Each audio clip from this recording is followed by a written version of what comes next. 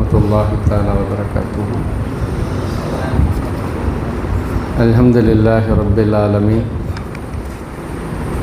வஸ்ஸலாத்து வஸ்ஸலாமு அலா சய்யிதில் முர்ஸலீன் வ அலா ஆலிஹி வ அஸ்ஹாபிஹி அஜ்மஈன். அம்மா பஅத். ஃபக்கத் கால அல்லாஹு தஆலா ஃபில் குர்ஆனில் அதீம் வல் ஃபுர்கானில் மஜீத் பிஃபத்லி பிஸ்மில்லாஹிர் ரஹ்மானிர் ரஹீம். குல் இன்ன ஸலாத்தி வ நுஸுகி வ மஹயாய வ மமாத்தி லில்லாஹி ரப்பில் ஆலமீன். வகால நபியுனா ஸல்லல்லாஹு அலைஹி வஸல்லம் ஸௌமு யௌமி அரஃபா யுகஃபிரு ஸனத்தல் மாலியா வல் பாக்கியா ஆமன்னா பில்லாஹ். ஸதகல்லாஹு மௌலானல் அதீம். எல்லா புகழும் அல்லாஹு ஜல்ல ஷானு தஆலா ஒருவனுக்கே உரித்தாகுக. நமது நாயகம் ஸல்லல்லாஹு அலைஹி வஸல்லம் அவர்கள் முதற்கொண்டு அன்னாரை முழுமையாக நேசித்து முறையாக பின்பற்றி வாழ்ந்த சத்திய சஹாபாக்கள், தாபீன்கள், நல்லோர்கள், இங்கே குடுமியிருக்கிற எல்லோரின் மீதும் அல்லாஹினுடைய சாந்தியும் சமாதானமும் நிறைவாக நின்று நிலவட்டமாகுக. ஆமீன். சங்கைக்குரிய பெரியவர்களே, நாம் மிகுந்த பாக்கியத்திற்குரிய ஒரு மாதத்திலே நாட்களிலே இருக்கிறோம். துல்ஹஜ் மாதத்தினுடைய பிறை 9 தொடங்கி 13 வரை இருக்கக்கூடிய நாட்கள் அல்லாஹுவால் சங்கைப்படுத்தப்பட்ட நாட்கள், தன்னிகரற்ற நாட்கள். அந்த நாட்களில் அல்லாஹு தஆலா மகத்தான பல அமல்களை நமக்கு வழங்கியிருக்கிறான்.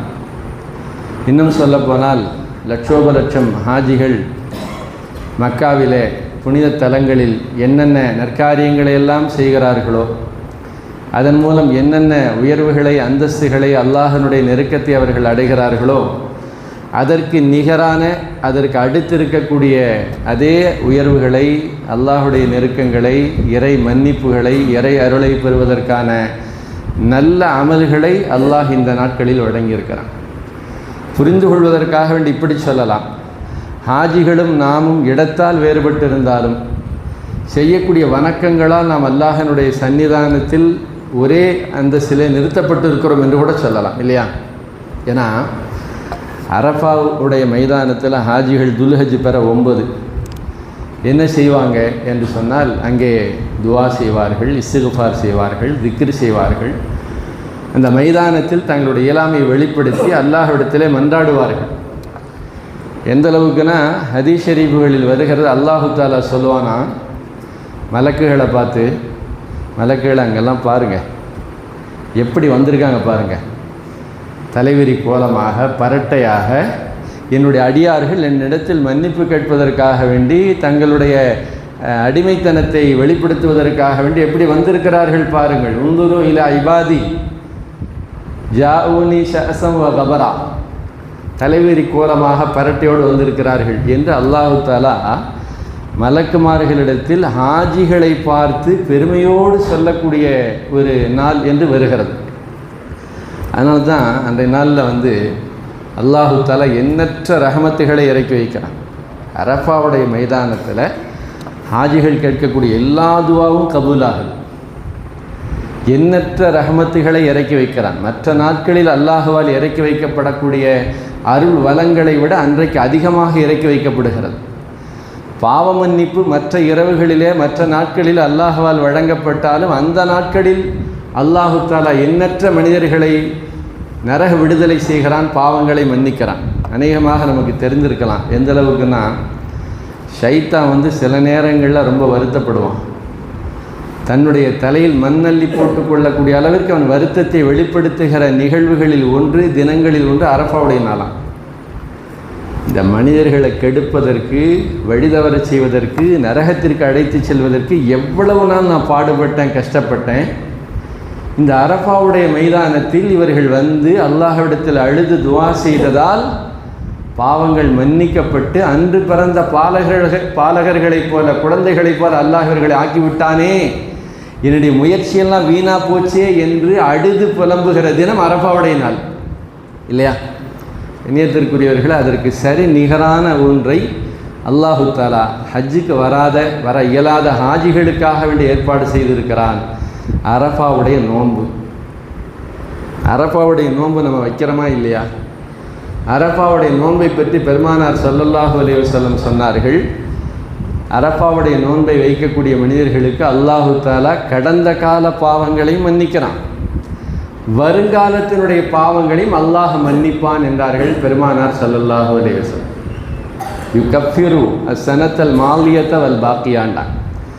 அப்போ அரஃபாவுடைய நாளில் நாம் அரஃபா மைதானத்தில் இல்லை, நாம் எஹரம் கட்டலை, ஆனால் அந்த தினத்தில் நாம் நோன்பு வைக்கிறோம். பெருநாளைக்கு முந்தின நாள் நாம் நோன்பு வைக்க வேண்டும். சங்கைக்குரிய பெருமக்களை சுன்னத்தே மக்கதா. நோன்பு வைக்கிற போது நம்முடைய கடந்த கால பாவங்களை எல்லாம் அல்லாஹ் மன்னித்து விடுகிறான். வருங்காலத்தில் பாவமே இல்லாத ஒரு பாக்கியமான வாழ்க்கையை அல்லாஹ் தருகிறான் என்கிற ஒரு சுபச்சோபனம் இந்த ஹதீஸிலே மறைந்திருக்கிறது. அப்போனா ஹஜ்ஜில் இருக்கக்கூடிய ஹாஜிகள் செய்யக்கூடிய அமலால் என்ன உயர்வை தருகிறானோ அதே பாவ மன்னிப்பை, ஒரு தூய்மையான வாழ்க்கை அல்லாஹ் நமக்கு நசீபாக்குறானா இல்லையா? எனவே அந்த நாட்களில் எல்லோருமே அரஃபாவுடைய நோன்பை நாம் வைக்கிறோம். சங்கைக்குரிய பெருமக்களே, நம்முடைய நாடுகளில் வரக்கூடிய புதன்கிழமை அரஃபாவுடைய நாள், அன்றைய நாளில் நோன்பு வைப்பது சுன்னத்தே மக்கதா, கிட்டத்தட்ட சொல்லப்போனால் வாஜிபடி அந்தஸ்து. அப்போ சுன்னத்தான நோன்பை நாம் வைப்பது ஹாஜிகளோடு நாம் ஒத்துப்போகக்கூடிய ஒரு அருமையான தருணம் அது. ரெண்டாவது, இதே நாட்களில் நாம் செய்யக்கூடிய இன்னொரு முக்கியமான அமல் தக்பீர். துல்ஹஜ் பெற 9 தொடங்கி துல்ஹஜ் பெற 13 அசர் வரைக்கும் ஒவ்வொரு தொழுகைக்கு பிறகும் சங்கைக்குரியவர்களே நாம் தக்பீர் சொல்ல வேண்டும். புதன்கிழமை சுபுகு தொழுகையில் தொடங்கி ஞாயிற்றுக்கிழமை அசர் தொழுகை வரை ஆண்கள் பள்ளியிலே தொழுதவுடன் தக்பீர் சொல்ல வேண்டும், பெண்கள் வீட்டிலே தொழுத பிறகு அவர்கள் தக்பீர் சொல்ல வேண்டும். ஒரு முறை சொல்வது வாஜிப். அப்போ இதுவும் ஒரு முக்கியமான அமல். நமக்கு தெரியும், ஹாஜிகள் அரஃபாவுடைய தினத்திலே தக்பீர் சொல்வார்கள், தல்பியா சொல்வார்கள். சங்கைக்குரிய பெருமக்களே, இந்த தக்பீர் தஷ்ரீக்கை பற்றி ஒரு அழகான வரலாறு ஒன்று சொல்லப்படுகிறது. இப்ராஹிம் அலைஹிஸ்ஸலாம் அவங்க தன்னுடைய மகனார் இஸ்மாயில் அலைஹிஸ்ஸலாம் அவர்களை குர்பானி கொடுப்பதற்காக வேண்டி போகிறார்கள். கத்தியை வச்சாச்சு, அறுக்கணும். மேலேருந்து சப்தம் வருது. ஜிப்ரீல் அலைஹிஸ்ஸலாம் அவர்கள் மிகப்பெரிய ஒரு ஆட்டை பிடித்து கொண்டு வருகிறார்கள் சொர்க்கத்திலிருந்து. குர்ஆனிலே இந்த வரலாறு வருகிறது. வஃபதைனாஹு பிதிபிஹின் அலீம். தன்னுடைய மகனை அல்லாஹ்விற்காக வேண்டி அறுக்க போகிற இப்ராஹிம் அலைஹிஸ்ஸலாம் அவர்கள் எல்லாம் மனதளவில் தயாராகிட்டாங்க, அறுக்க போகிறார்கள். அதற்கு பகரமாக உங்களுடைய மகனை அறுக்க வேண்டாம், இந்தாங்க சொர்க்கத்திலிருந்து ஆடு வருகிறது. அப்படி வரும்போதே ஜிப்ரீல் அலைஹிஸ்ஸலாம் சொன்ன வார்த்தை அல்லாஹு அக்பர், அல்லாஹு அக்பர் என்று சொன்ன வார்த்தை. அந்த ஆட்டை சொர்க்கத்திலிருந்து அழைத்து கொண்டு வருகிறார்களா இல்லையா? அல்லாஹு அக்பர், அல்லாஹு அக்பர், அல்லாஹு பெரியவன். சங்கைக்குரியவர்களே, இந்த உலகத்தில் உங்களது மகனை அறுத்து பலியிடுவது மிகப்பெரிய காரியம், தியாகம், அர்ப்பணிப்பு, சந்தேகம் இல்லை. இது எல்லாவற்றையும் விட அல்லாஹ் மகத்தானவன், உயர்ந்தவன் என்கிற ஜிக்ரோடு ஜிப்ரீல் அலைஹிஸ்ஸலாம் வர்றாங்க. இதை கேட்ட இஸ்மாயில் அலைஹிஸ்ஸலாம் சொல்கிறார்கள், லா இலாஹ இல்லாஹு வல்லாஹு அக்பர். வணக்கத்திற்குரியவன் அல்லாஹ்வை தவிர வேறு யாரும் இல்லை, அவனே பெரியவன் என்கிற வார்த்தையை சொல்கிறார்கள். மூன்றாவதாக இப்ராஹிம் அலைஹிஸ்ஸலாம் சொல்கிறார்கள், அல்லாஹு அக்பர் வலில்லாஹில் ஹம்த். அல்லாஹ் தான் பெரியவன், அவனுக்கே எல்லா புகழும். இந்த வரலாற்றினுடைய சாரம்தான் நாம் ஒவ்வொரு தொழுகைக்கு பிறகும் அந்த நாட்களில் அந்த தக்பீரை சொல்லுகிறோம். அல்லாஹு அக்பர், அல்லாஹு அக்பர், லா இலாஹ இல்லல்லாஹு அல்லாஹு அக்பர், அல்லாஹு அக்பர் வலில்லாஹில் ஹம்த். சங்கைக்குரியவர்கள், அல்லாஹ் பெரியவன் இல்லையா? வணக்கத்திற்குரியவன் அவனை தவிர வேறு யாரும் இல்லை. இந்த உலகத்தில் எது பெருசாக இருந்தாலும் ஒரு முஸ்லிமை பொறுத்தவரை அல்லாஹு தான் பெரியவன் என்கிற அடிநாதம் அவனுடைய மனதில் இருந்து கொண்டே இருக்கும். சொல்லப்போனால் நம்முடைய ஈமானிய வெளிப்பாடும் அதுதானே. ஈமானிய வெளிப்பாடு உயரமான இடத்தை பார்க்கிற போது, ஆஹா, இது எப்படி நான் கிடக்கிறது, இது எப்படி நான் ஏறுறது, இந்த மேட்டில் நான் எப்படி ஏறுவது என்று நினைக்கிற போது அல்லாஹ் இதைவிட பெரியவன், அல்லாஹ் அக்பர் என்று சொல்லிக்கொண்டு ஹாஜிகள் தக்பீர் சொல்லிக்கொண்டு நாங்கள் சென்றோம் என்று சொல்கிறார்கள் சஹாபாக்கள். அப்போ அல்லாஹ் பெரியவன் என்கிற அந்த அடிப்படை கொள்கை கோட்பாடுகளை சங்கைக்குரியவர்களை நம்முடைய வாழ்க்கையில் வெளிப்படுத்துகிற தருணங்கள் வரும்போதெல்லாம் வெளிப்படுத்த வேண்டும். அதனால தான் நீங்கள் பார்த்தீங்கன்னா ஈது தொழுகைக்காக வேண்டி நாம் ஊர்வலம் வருகிறோம். பல ஊர்களில் அந்த வழமை இருக்கிறது.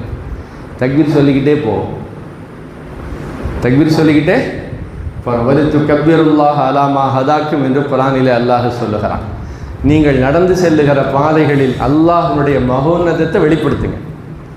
அப்போ அந்த நாளில் நாம் தக்பீரை சொல்லிக்கொண்டே இருக்க வேண்டும். சங்கைக்குரிய பெருமக்களே, அல்லாஹ் அக்பர் என்கிற தக்பீருக்கும் லா இலாஹ இல்லல்லாஹ் என்கிற திக்ரும் நம்முடைய அடிப்படை ஈமானிய வெளிப்பாடாக இருக்கிறது. அதனால தான் இந்த குழந்தைகள்லாம் பிறந்த உடனே காதில் பாங்கு சொல்லும், இடது காதில் இக்காமத்து சொல்லும். அந்த குழந்தைக்கு அது ஒன்றுமே தெரியாது. வலது காதில் பாங்கு சொல்லும், இடது காதில் இக்காமத்து சொல்லும். எல்லாத்திலும் எந்த வார்த்தை இருக்கிறது? அல்லாஹ் பெரியவன் என்கிற வார்த்தை இருக்கிறது. வணக்கத்திற்குரியவன் அல்லாஹ்வை தவிர வேறு யாரும் இல்லை என்கிற வார்த்தை இருக்கிறது. சங்கைக்குரிய பெருமக்களே, அல்லாம இப்னுல் கையிம் அவர்கள் சொல்லுகிறார்கள், சின்ன குழந்தை முதலாக அது கேட்கக்கூடிய வார்த்தை என்னவாக இருக்கட்டும்? அல்லாஹ் அக்பர் என்பதாக இருக்கட்டும். சின்ன குழந்தையினுடைய மனதில் பதியக்கூடிய முதல் வார்த்தை அல்லாஹ் அக்பர் என்பதாக இருக்கட்டும். அந்த குழந்தைக்கு ஒன்றும் தெரியாது, விளங்காது. அதனுடைய தத்துவங்கள், தாத்பரியங்கள், அதனுடைய தாக்கங்கள் எதுவுமே தெரியாது. ஆனால் அதனுடைய மனதில் நாம் சொல்லக்கூடிய வார்த்தைகள் சென்று விழுகும். அது கொஞ்சம் பெருசாகி வளர்ந்து சுயமாக சிந்தித்து புரிந்து கொள்ளக்கூடிய ஒரு பருவத்தை அடைகிற போது அல்லாஹ் அக்பர் என்கிற சப்தத்தை கேட்டவுடன் அல்லாஹ் பெரியவன் என்கிற யதார்த்தத்தை அந்த குழந்தை புரிந்து கொள்ளும் என்கிறார்கள் மார்க்க மேதைகள். அப்படின்னா இந்த தக்பீர் அந்த 5 நாட்களில் 23 வக்து சொல்லணும். புதன்கிழமை தொடங்கி ஞாயிறு அசர் வரைக்கும் பெண்கள்கிட்ட சொல்லணும். சில விஷயங்களை பள்ளிகளில் நாம் கேட்கக்கூடிய செய்திகளை நம்முடைய மனைவி மக்களுக்கு, நம்முடைய பிள்ளைகளுக்கு, நம்முடைய வீட்டில் இருக்கக்கூடிய பெண் பிள்ளைகளுக்கு சொல்லணும். அதை சொல்வதற்கு நாம் வெட்கப்பட வேண்டிய அவசியம் இல்லை. சங்கைக்குரிய பெருமக்களே, புதன்கிழமை சுபுகளை தொழுதுட்டு உடனே தக்பீர் சொல்லணும், பிறகுதான் துவா ஓதணும். ஞாயிற்றுக்கிழமை அசர் வரை இதை செயல்படுத்த வேண்டும் என்று சொல்ல வேண்டும். ஒருவேளை பிரயாணங்கள் இருக்கிறோம், தொழுகை தவறி போய்விட்டது, அதை கலா செய்கிற போது கலா செய்த பிறகும் அந்த தக்பீரை கட்டாயமாக நாம் ஓத வேண்டும் என்கிற பாடங்களை நம்முடைய பிள்ளைகளுக்கு சொல்லித்தர வேண்டும். இது அன்றைய தினத்தில் நாம் செய்யக்கூடிய முக்கியமான அமல்களில் அது ஒன்று. அடுத்தது, இந்த துல்ஹஜ் நாட்களில் நாம் செய்யக்கூடிய மிக பிரதானமான அமல் சங்கைக்குரிய பெருமக்களை குர்பானி கொடுப்பது இல்லையா? உலகத்துக்கே தெரியும், இது தியாக திருநாள். குர்பானி கொடுக்கக்கூடிய இந்த நிகழ்வு உலகமே அறிந்து செய்யும். பெருமானார் ஸல்லல்லாஹு அலைஹி வஸல்லம் அவர்கள் குர்பானி கொடுத்தார்கள், நமக்கு தெரியும். ஆனால் இந்த குர்பானியினுடைய அமலினுடைய பல சிறப்புகள் ஒன்று என்னண்டா, ஆதம் அலைஹிஸ்ஸலாம் தொடங்கி பெருமானார் ஸல்லல்லாஹு அலைஹி வஸல்லம் வரை எல்லா நபிமார்களும் செய்த ஒரு அமல். எல்லா நபிமார்களும் குர்பானி கொடுத்திருக்கிறார்கள். ஆதம் அலைஹிஸ்ஸலாம், நூஹ் அலைஹிஸ்ஸலாம், மூசா அலைஹிஸ்ஸலாம், சுலைமான் அலைஹிஸ்ஸலாம் என்று எல்லா நபிமார்களும் குர்பானி கொடுத்திருக்கிறார்கள். எந்த அளவுக்குன்னா, சுலைமான் அலைஹிஸ்ஸலாம் அவர்கள் நபி ப்ளஸ் அரசரும் கூட இல்லையா? அவங்க குர்பானியை பற்றி ஒரு வரலாறு வருகிறது. 1000 ஆடுகள் குர்பானி கொடுத்தார்கள், 1,00,000 எருதுகளை குர்பானி கொடுத்தார்கள், 22,000 மாடுகள் காளைகளை குர்பானி கொடுத்தார்கள் என்று அவர்களுடைய வரலாற்று குறிப்பிலே வருகிறது. நமக்கு தெரிஞ்ச நிகழ்வு குர்ஆனில் ஆதம் அலைஹிஸ்ஸலாமுடைய பிள்ளைகள் 2 பேர்த்துக்கு ஒரு தர்க்கம் வருது. இந்த பிள்ளையை யார் திருமணம் செய்வது? ஹாபீல், காபீல். ஹாபீலுக்கு சென்று சேர வேண்டிய மணப்பெண்ணை காபீல் சொல்லுகிறார், இல்லை நான் தான் நிக்கா செய்வேன். நமக்கு தெரியும், இந்த வரலாறு தெரியும். இப்போ இதுக்கான தீர்வு என்ன? 2 பேரும் குர்பானி கொடுங்க, யாருடைய குர்பானி அல்லாஹ்வால் அங்கீகரிக்கப்படுகிறதோ அவர்கள் அந்த பெண்ணை திருமணம் செய்யலாம் என்று வருகிறது. அப்போ அல்லாஹ் சொல்லலாம், 2 பேரும் குர்பானியை கொண்டு வந்து வச்சாங்க. ஹாபீல் நல்லவர், அவர் ஆடு மேய்க்கக்கூடியவர், நல்ல கொழுத்த ஆட்டை கொண்டாந்து வச்சாராம். காபீல் கொஞ்சம் சேட்டைக்கார மனுஷன், அவர் தன்னுடைய விவசாயத்தில் நெற்பதர்கள், தரமற்ற நெற்களை கொண்டு வந்து வைத்தார் என்று வருகிறது. யார் உலத்தூய்மையோடு மனமும் வந்து நல்ல தரமான உயர்தரமான பொருளை கொண்டு வந்து வைத்தாரோ அந்த ஹாபீல் அவருடைய குர்பானியை அல்லாஹ் ஏற்றுக்கொண்டான், நெருப்பு கரித்தது என்று வருகிறது. ஹத்தா ஏத்தியானா பி குர்பானின் தஅகுலுஹுன் நார். இருவரும் தங்களுடைய குர்பானி பொருளை கொண்டு வந்து வைத்தார்கள், அதில் ஒன்று நெருப்பு வந்து கரித்து கொண்டது, அவருடைய குர்பானி ஏற்றுக்கொள்ளப்பட்டது என்று குர்ஆனிலே வருகிறது. சங்கைக்குரிய பெருமக்களே, அப்படி என்றால் நபிமார்கள் செய்த அல்லாஹுவால் வடமையாக தொடர்ந்து செய்யப்பட்டு வருகிற ஒரு பெரிய அமலில் நாமெல்லாம் ஒன்றிணைகிறோம். அந்த பாக்கியமான சங்கிலி தொடரில் அல்லாஹ் நம்மையும் இணைக்கிறான் என்று நாம் அந்த பாக்கியமான நிகழ்வை கருதி கொள்ள வேண்டும். எனவே இந்த நாளில் நாம் கொடுக்கக்கூடிய மிகப்பெரிய ஒரு முக்கியமான காரியம் குர்பானி. அதனுடைய சில சட்டங்களை நாம் தெரிந்திருந்தாலும் நினைவூட்டிக் கொள்ளலாம். தெரியும், ஒரு ஆடுனா 1 வருஷம் பூர்த்தியாக இருக்கணும். செம்மறி ஆடாக இருந்தால் ஒரு 6 மாதத்திற்கு மேல் அது பெரியதாக இருக்கும்போது கொடுத்ததாக இருந்தால் தாராளமாக குர்பானி கொடுக்கலாம். மாடாக இருந்தால் 2 ஆண்டுகள் பூர்த்தியாக இருக்க வேண்டும். ஒட்டகமாக இருந்தால் 5 வருடங்கள் பூர்த்தியாக இருக்க வேண்டும். தமிழ்நாட்டில் இப்போ பல இடங்களில் ஒட்டகமெல்லாம் குர்பானி கொடுக்குறாங்க. சங்கைக்குரிய பெருமக்களே, அப்படி என்றால் பெருமானார் ஸல்லல்லாஹு அலைஹி வஸல்லம் சஹாபாக்களுக்கு சொன்னார்கள், சம்மினு லஹாயாக்கும் ஃபைன்னஹா அலஸ்ஸராத்தி மத்தாயாக்கும்டா. நீங்கள் குர்பானி பிராணியை பார்க்கும்போது நல்லா கொழுத்த பிராணியாக பாருங்கண்டா. நோஞ்சானா பார்க்க வேண்டாம், விலை கம்மியாக பார்க்க வேண்டாம், விலை நல்லா கொடுங்க, கொழுத்த பிராணியாக பாருங்கள் சொல்லிவிட்டு சொன்னார்கள், கியாமத்து நாளில் சிராத்துல் முஸ்தகீம் பாலத்தை கடப்பதற்கு இந்த பிராணி உங்களுக்கு அங்கே வழங்கப்படும்னாங்க பெருமானார் ஸல்லல்லாஹு அலைஹி வஸல்லம். அப்போது குர்பானி கொழுத்த பிராணின்னா அதுக்கு விலை ஜாஸ்தி தான். ஏனோ தானே என்று இருக்கக்கூடாது. அல்லாஹுக்காக வேண்டி கொடுக்கப்படுகிற குர்பானிகளை நல்ல தரமானதாக உயர்தரமானதாக நல்ல எடை கொண்டதாக கொடுங்கள்லாம். வேறு சில ஹதீஸுகளில் இப்படியே வருகிறது. இந்த குர்பானி பிராணி எத்தனை கிலோ இருக்குங்க? ஒரு 100 கிலோ. நபி அவங்க சொன்னாங்க 100 கிலோவும் கியாமத்து நாளில் தராசு தட்டில் வைக்கப்படும்டாங்க. கறி மட்டும் இல்லைங்க, அதனுடைய தோல், அதனுடைய கழிவுகள் எல்லாம் சேர்த்து 100 கிலோ இருந்துச்சுன்னு வைங்க, 100 கிலோ வைக்கப்படும். 500 கிலோ ஒட்டகம், 500 கிலோ எடை கியாமத்து நாளில் வைக்கப்படும். நபி அவர்கள் சொன்னார்கள், இன்னஹா லதூலா ஃபில் மீசான். இன்றைக்கு கொடுக்கப்படுகிற குர்பானியினுடைய எடை என்னவோ கியாமத்து நாளில் மீசான் நன்மைகள் எடை போடப்படுகிற தராசு தட்டில் அப்படியே வைக்கப்படும். ஃபபிஷிரு, அதை கொண்டு சந்தோஷம் அடையுங்கண்டாங்க. சங்கைக்குரியவர்களை, அப்படி என்றால் நாம் கொடுக்கக்கூடிய குர்பானி என்பது கியாமத்து நாளில் நமக்கு உயர்ந்த ஒரு பெரிய உதவியாக இருக்கும். நம்ம 50 வருஷம் கொடுக்குறோம், 40 வருஷம் என்றால் அந்த எல்லா பிராணிகளுடைய எடையும் மறுமையில் நன்மையாக வரும். அல்லாஹ் அந்த குர்பானிகளை கபூல் செய்வானாக. நபி ஸல்லல்லாஹு அலைஹி வஸல்லம் சில விஷயங்களை வலியுறுத்தி சொல்லும்போது இப்படியெல்லாம் சொல்கிற பழக்கம் இருக்கிறது. உதாரணத்துக்கு ஹஜ்ஜி கடமையாயிடுச்சு, ஒருத்தர் ஹஜ்ஜி செய்யலை, அவர் யூதனா மூத்தா போட்டும் கிறிஸ்தவனா மூத்தா போட்டும் அதை பற்றி எனக்கு கவலை இல்லைன்னு சொன்னாங்க. ரொம்ப கடுமையான வார்த்தை. அதே போலவே ஒருவருக்கு குர்பானி கொடுப்பதற்கான வசதி வாய்ப்பு இருக்கிறது, ஆனால் அவர் குர்பானி கொடுக்கலைன்னா ஃபலா யக்குர்பன்ன முஸல்லானா, அவர் தொழுகைக்கு வர வேண்டான்ட்டாங்க. சங்கைக்குரியவர்களே, இதெல்லாம் கண்டிப்பு. இந்த உம்மத்தை நெறிப்படுத்துகிற வழிப்படுத்துகிற பெருமானார் ஸல்லல்லாஹு அலைஹி வஸல்லம் அவர்களுடைய கோபமான கண்டிப்புகள். அப்போ வசதி வாய்ப்பு இருக்கக்கூடியவர்கள் கட்டாயம் குர்பானி கொடுக்க வேண்டும். அந்த குர்பானி கொடுக்கக்கூடியவர்கள் அது கொழுத்ததாக நல்ல ஆரோக்கியம் உள்ளதாக இருக்க வேண்டும், குறைபாடுகள் இல்லாததாக இருக்க வேண்டும். நாக்கு அருந்து போனது, வால் அருந்து போனது, கண் குருடானது, மூக்கு அறுபட்டது, பார்த்தாவே தெரியுது நோய் பிடிச்ச ஆடுன்னு தெரியுது, அறுக்கிற இடத்துக்கு கூட வந்து சேராது, தூக்கிட்டு தான் போகணும், ஆம்புலன்ஸில் எடுத்துகிட்டு போகணுன்னா அந்த மாதிரி ஆடெல்லாம் கொடுக்காதீங்கன்றாங்க. கால் ஊனமானது, இப்படிப்பட்ட பிராணிகளை குர்பானி கொடுப்பதற்கு தகுதி இல்லை என்று மார்க்கம் நமக்கு சட்டம் சொல்கிறது. இந்த காயடிக்கப்பட்ட ஆட்டை பற்றி பல பேர் யோசிப்பார்கள். சங்கைக்குரியவர்களை தாராளமாக கொடுக்கலாம்.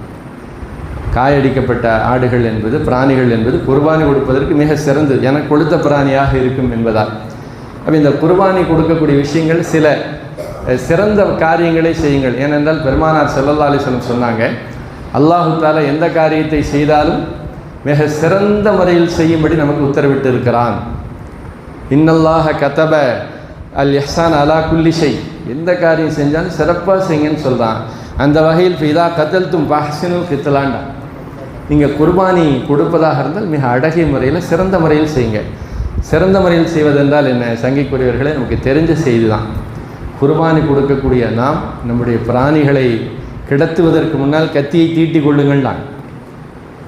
கத்தியை தீட்டி கொள்ளுங்கள். ஏனென்றால் குர்பானி பிராணியை படுக்க வைத்து கொண்டு கத்தியை தீட்டுவது அந்த பிராணியை மரணிக்க செய்கிறதுன்றாங்க. பெருமானாருடைய காலத்தில் ஒருத்தர் செஞ்சார்.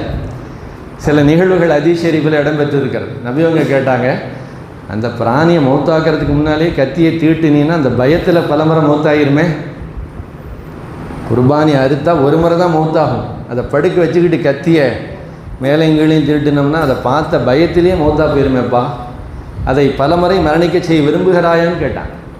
அப்போ குர்பானி என்பது ஒரு பெரிய அமல், அல்லாஹ்விடத்தில் ஒப்புக்கொள்ளப்படுகிற அமல். அதை மிகுந்த கண்ணியமாக, மனப்பூர்வமாக, உளப்பூர்வமாக, மன தூய்மையோடு, ஆர்வத்தோடு செய்ய வேண்டும். குர்பானி பிராணிகளை கையாளுகிற போது கண்ணியமாக கையாளுங்கள் என்று மார்க்கம் கற்றுத்தருகிறது.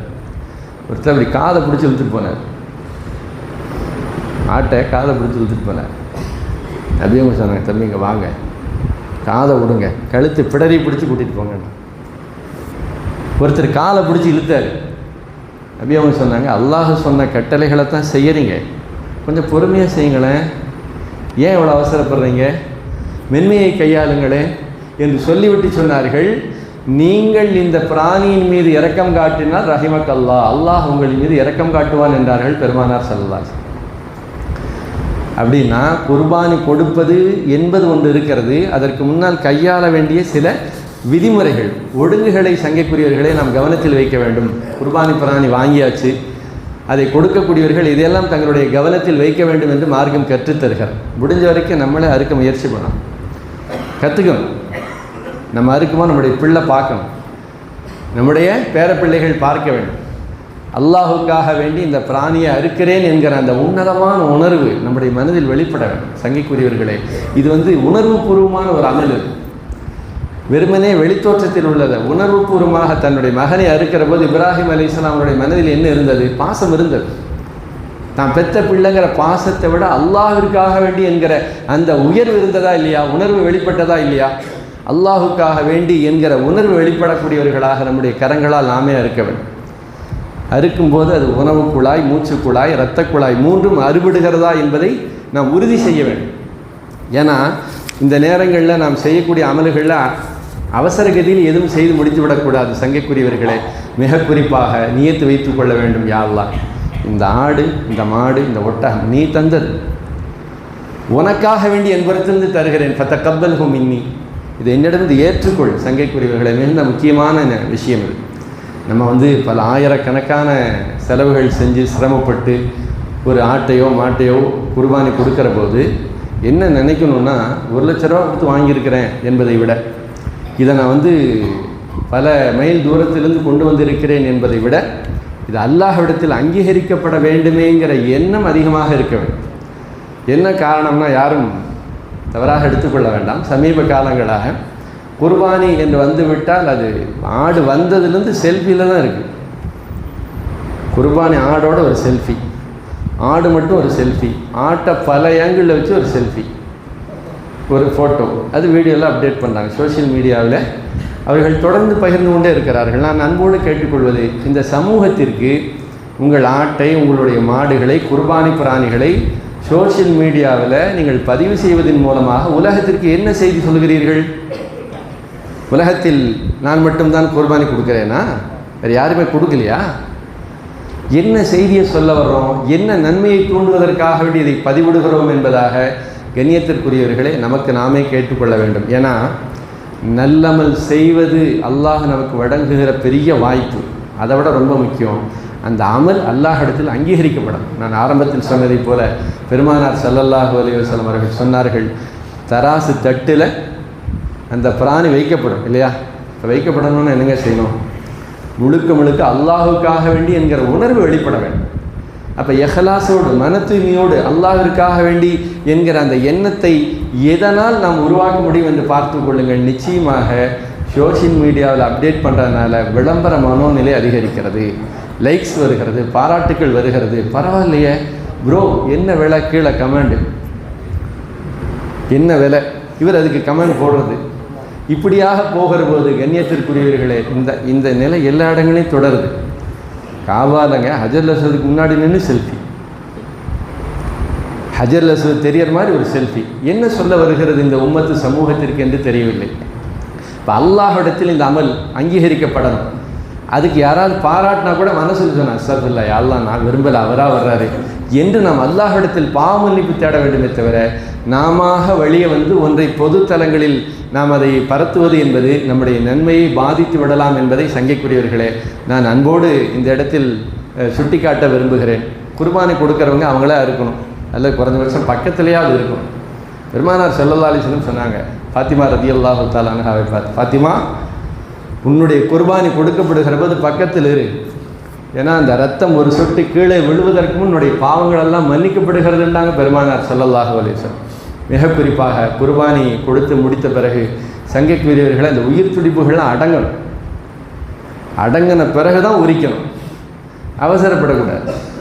கறி வெட்டுறவங்க ஒரு 10 நிமிஷம் இருந்தால் என்ன, இருந்து முடித்து கொடுத்துட்டு போகட்டும். உயிர் துடிப்பு அடங்குவதற்கு முன்பு நாம் அதை என்ன செய்து விடக்கூடாது, ரத்தங்கள் என்ன வெளியேறல, துடிச்சுக்கிட்டே இருக்குது, அப்பொழுதே தோலை உரிப்பது போன்ற காரியங்களை செய்யக்கூடாது. அதுவும் ஒரு விதத்தில் சங்கைக்குரியவர்களை குர்பானியினுடைய ஒழுங்குகளை நாம் மீறுவதாக வந்துவிடும். இதெல்லாம் நம்ம கொஞ்சம் கவனம் செலுத்தணும், அந்த மனிதர்களுக்கு நாம் நினைவூட்ட வேண்டும்.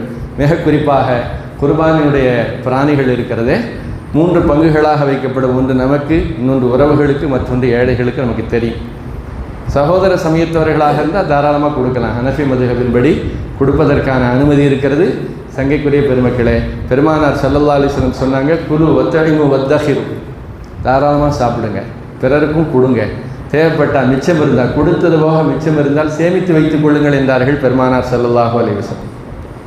அப்போ அந்த குர்பானியினுடைய நாட்களில் நாம் அந்த பிராணிகளில் தவிர்க்க வேண்டியது அதனுடைய இரத்தத்தை, அதனுடைய பித்தப்பை, அதனுடைய ஆண்குறி, பெண்குறி, 2 விதைகள், மூத்திரப்பை மற்றும் அதனுடைய கடலை போன்ற 7 உறுப்புகளை சாப்பிடக்கூடாது. அது பங்குலையும் வராது, அதெல்லாம் கழிக்கப்பட வேண்டிய ஒன்று. சங்கைக்குரியவர்களை மிக குறிப்பாக இந்த குர்பானினுடைய நாட்களில் நம்முடைய அமல்கள் அல்லாஹ்விடத்தில் அங்கீகரிக்கப்பட வேண்டும் என்கிற எண்ணம் நம்மிடத்தில் அதிகமாக இருக்க வேண்டும். இன்னும் மிக முக்கியத்துவத்தோடு சொல்ல வேண்டும் என்று சொன்னால், வருகிற தலைமுறைக்கு அதை நம்ம சொல்லணும். ஏன்னா இப்போல்லாம் ஒரு சாதாரண பொருள் வந்தால் கூட அதை ஒரு ஸ்வீட் மெமரிஸ், அழகிய நினைவுகள் என்பதற்காக வேண்டி அதை பதிவு செய்து வைத்துக் கொள்ளக்கூடிய எண்ணங்கள் வருகிறது. அது சரியா தவறா என்பது பிறகு. ஆனால் அடுத்த தலைமுறைக்கு சொல்லித்தர வேண்டும், எதை செய்தாலும் அல்லாஹுக்காக வேண்டி செய்ய வேண்டும், அல்லாஹ்விடத்தில் அது அங்கீகரிக்கப்பட வேண்டும் என்கிற உணர்வு மேலோங்க வேண்டும். சங்கைக்குரிய பெருமக்களே, அதுதான் நபிமார்கள் நல்லோரிலிருந்து கற்றுக்கொள்ள வேண்டியது. குர்ஆன் மிக தெளிவாக சொல்லுகிறது, உங்களுடைய கரியோ உங்களுடைய இரத்தமோ அல்லாஹ்வை வந்தடைவதில்லை, வலாக்கி யனாலுஹு தக்வா மின்கும், உங்களிடமிருந்து தக்குவா இறையச்சம் தான் வருகிறது. நபி அவர்கள் சொன்னார்கள், அத்தக்குவா ஹாகுனாண்டா 3 முறை சொன்னாங்க. மிம்பரில் நின்றுக்கிட்டு அத்தக்குவா ஹாகுனா, இறையச்சம் இங்கே இருக்கிறதுன்னாங்க. அப்படி என்றால் உளப்பூர்வமான ஒரு அமலை நாம் செய்கிறோம் வல்ல நாயன் அந்த குர்பானியினுடைய அமல்களையும், நாம் வைக்கக்கூடிய நோன்புகளையும், நாம் சொல்லக்கூடிய தக்பீருடைய பலன்களையும் மறுமையில் நிறைவான நன்மைகள் பெற்றுத்தரக்கூடியதாக வல்ல நாயன் நமக்கு வழங்குவானாக. நாளை அல்லாஹுவை சந்திக்கிற போது நம்முடைய அனைத்து அமல்களும் நிறைந்த நன்மைகளை குறைவில்லாமல் நமக்கு பெற்றுத்தரக்கூடிய சாலிஹான ஒரு பாக்கியத்தை நமக்கும் நம்முடைய சந்ததிகளுக்கும் வழங்குவானாக. ஆமீன். வாஹிர் தஅவானா அல்ஹம்துலில்லாஹி ரப்பில் ஆலமீன்.